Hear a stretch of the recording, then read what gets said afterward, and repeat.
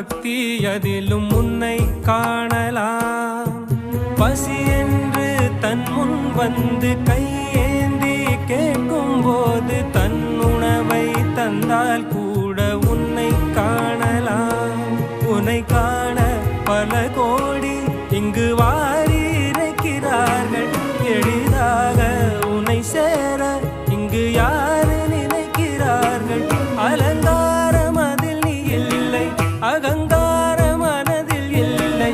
துளி கள்ளம் கபடம் கலந்திடாத அன்பில் இருக்கிறாய். உணர்ந்தேன் உனையே